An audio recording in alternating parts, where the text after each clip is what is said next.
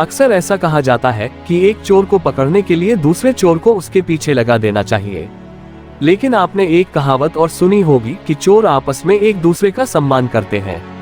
आज जो कहानी हम आपको सुनाने जा रहे हैं, वह कहानी इन दोनों कहावतों में से कौन सी कहावत को शो करती है, चलिए देखते हैं।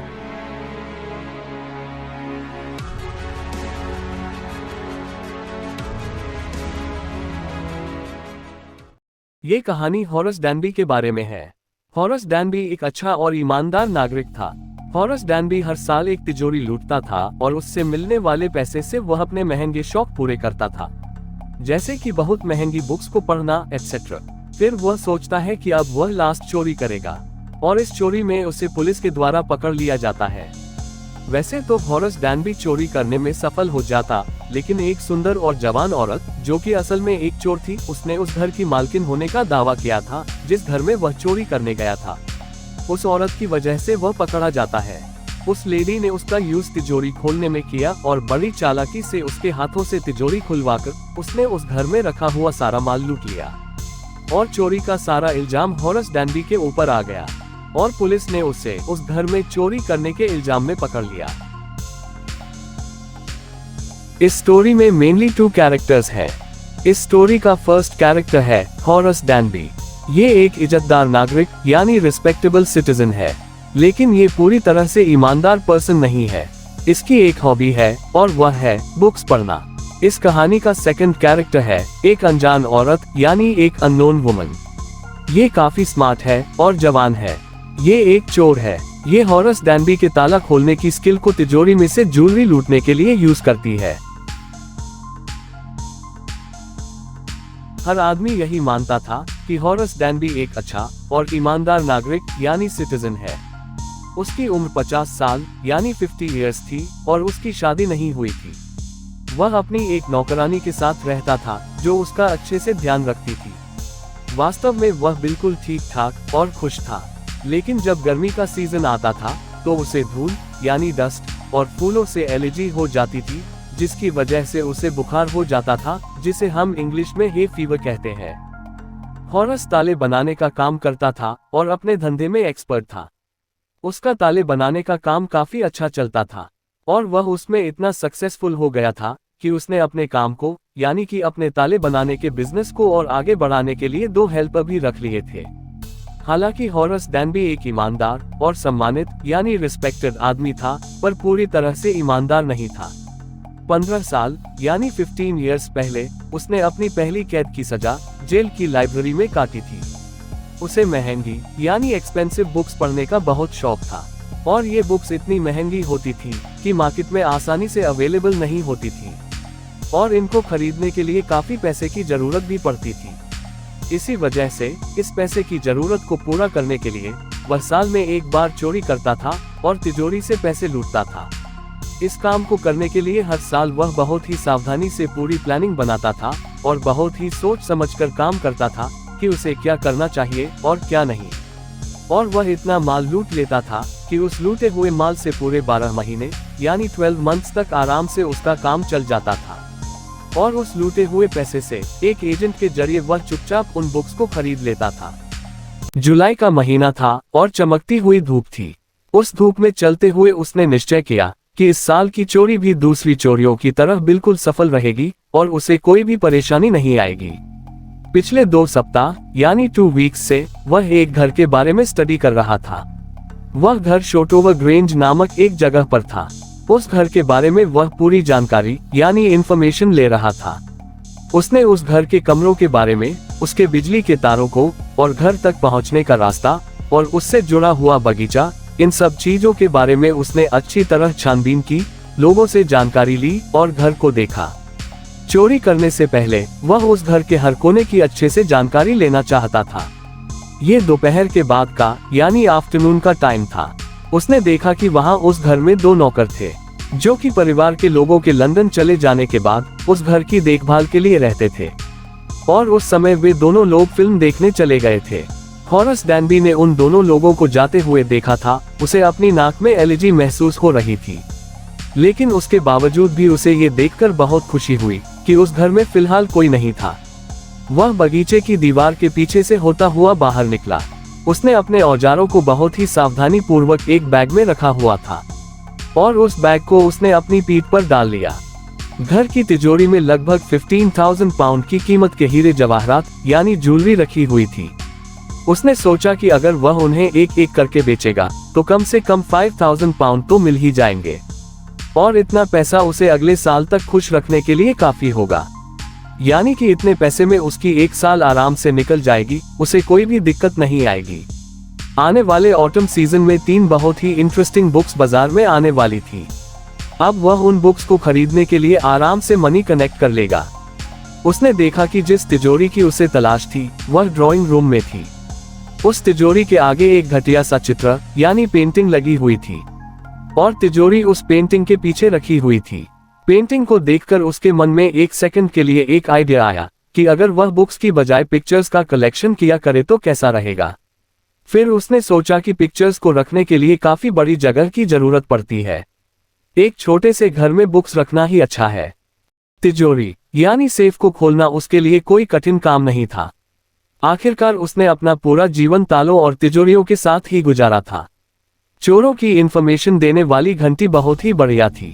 वह हाउस के वायर्स का कनेक्शन काटने के लिए हॉल में गया। वह वापस लौटा और उसे फूलों की स्मेल दोबारा आ जाने से बहुत जोरों से छींक आ गई। हॉरस ने सोचा कि लोग कितने मूर्ख होते हैं जब उनके पास इतनी कीमती यानी वैल्यूएबल चीजें होती हैं।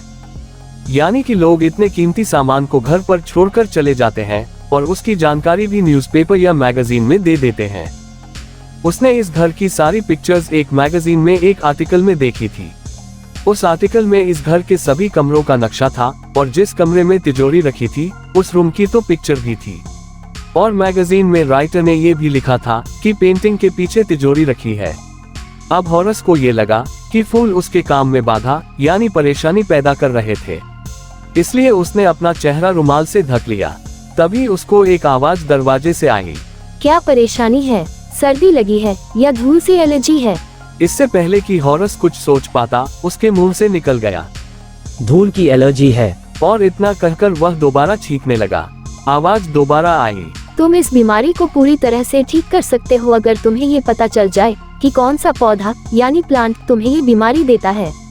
मेरे ख्याल से तुम किसी डॉक्टर से मिलो अगर तुम अपने काम के बारे में सीरियस हो तो। मैंने अभी अभी तुम्हारी छींक ऊपर से सुनी।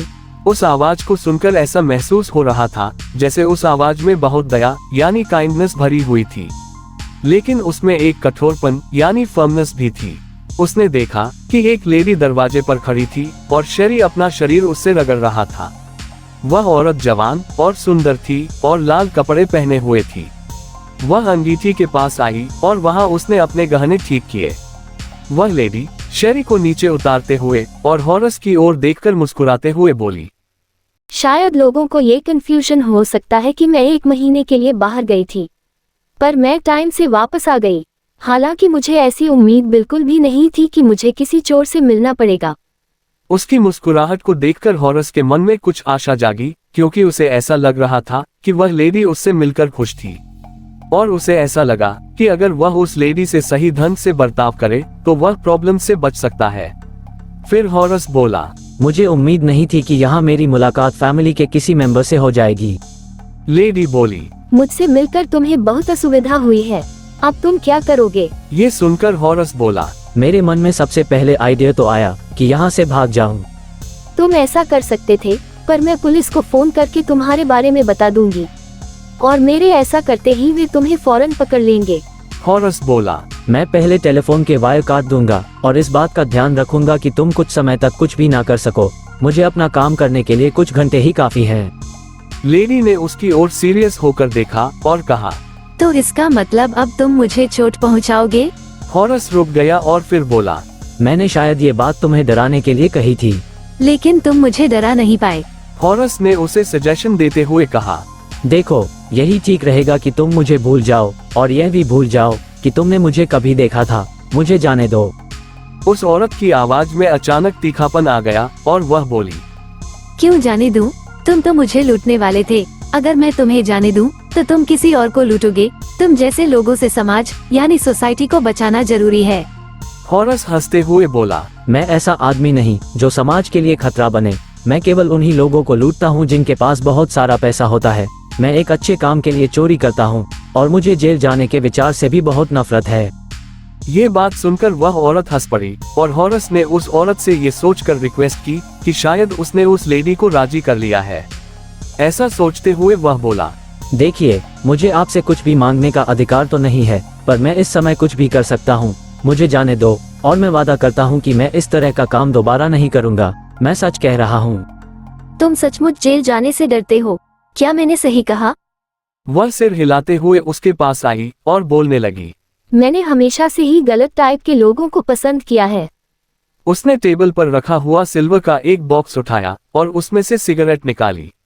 हॉरस सोच रहा था कि वह कैसे भी करके इस औरत को खुश कर दे और शायद खुश होने के बाद यह लेडी उसकी मदद कर दे, यानी उसे जाने दे। ये सोचकर उसने अपना दस्ताना यानी ग्लव उतारा और उस लेडी को अपना सिगरेट लाइटर दिया और लाइटर को लेडी की तरफ बढ़ाते हुए बोला, आप मुझे जाने तो देंगी ना? हाँ, मैं तुम्हें जाने दूंगी, पर तुम्हें मेरा एक काम करना पड़ेगा। ठीक है, तुम जो कहोगी मैं वो कर दूंगा। देखो, लंदन छोड़ने से पहले मैंने अपने हस्बैंड से बोला था कि मेरी ज्वेलरी बैंक में रखाओ, पर मैं इन्हें तिजोरी में ही रखा छोड़ गई। मैं आज रात इन जेवरों को पार्टी में पहनना चाहती हूँ, इसलिए मैं उन्हें नीचे लेने आई थी। पर इतना सुनकर हॉरस हंस दिया और बोला, आप इस तिजोरी को खोलने का नंबर भूल गई हैं। क्या मैं सही कह रहा हूँ? हाँ, तुमने बिल्कुल ठीक कहा। ये काम मुझ पर छोड़ दो और तुम्हें 1 घंटे यानी 1 आवर में तुम्हारे जेवर मिल जाएंगे, लेकिन इसके लिए मुझे तुम्हारी तिजोरी को तोड़ना पड़ेगा। तुम उसकी चिंता मत करो, मेरे हस्बैंड यहाँ 1 महीने बाद ही आएंगे और तब तक मैं तिजोरी की मरम्मत करवा लूंगी। और 1 घंटे के अंदर हॉरस ने तिजोरी को खोल दिया। उसने उस लेडी को सारे जेवर यानी ज्वेलरी सौंप दी और खुशी खुशी वहां से चला गया। घर पहुंचने के बाद 2 दिनों तक उसने उस दयालु यानी काइंड और जवान महिला को दिया हुआ अपना वचन याद रखा। लेकिन तीसरे दिन मॉर्निंग में उसे अपनी फेवरेट बुक्स की याद आई और उसे लगा कि उसे चोरी करने के लिए अब कोई दूसरी तिजोरी तलाश करनी पड़ेगी, पर उसे अपनी प्लानिंग पर काम करने का कोई भी मौका नहीं मिला। दोपहर को एक पुलिस वाला उसे शोटोवर रेंज में ज्वेलरी चुराने के आरोप में पकड़ कर ले गया। उसकी उंगलियों के निशान सारे कमरे में फैले हुए थे, क्योंकि उसने तिजोरी खोलते समय अपने दस्ताने यानी ग्लव्स उतार दिए थे।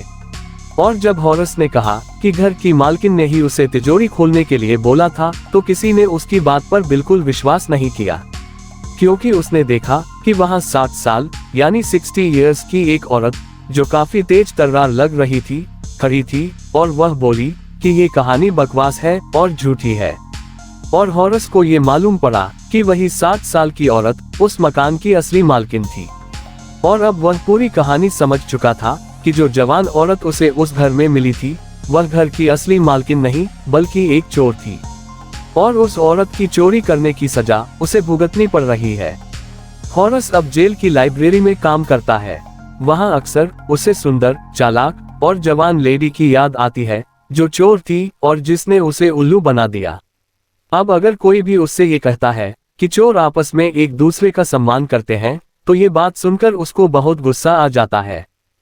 तो डियर स्टूडेंट्स, मुझे पूरी उम्मीद है कि यह वीडियो आपको जरूर पसंद आई होगी। अगर यह वीडियो आपको अच्छी लगी तो प्लीज इसे लाइक, शेयर एंड सब्सक्राइब जरूर करें। तो चलिए अब हम अगली वीडियो में मिलते हैं। तब तक के लिए goodbye and take care of yourself.